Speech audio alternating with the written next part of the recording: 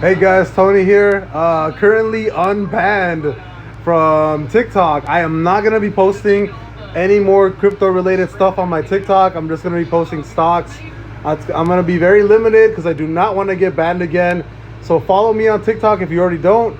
But I'm not a traitor. Again, I will not. I will try my best to not get banned because this shit was like, holy crap! I thought I was gonna get banned for sure. I will stick to just posting. What is it called? Just stock stuff.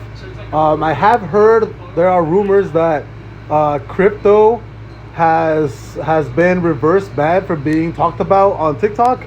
I don't know if this is true or not. I have to do my research and look through a couple of videos and look through a bunch of other creators to see if this is true. But just happy to have my TikTok back. And if you don't follow me, it's the same ad that I do for YouTube, but I'm not a trader, just on TikTok. So I'll see you guys later. Thank you. Bye.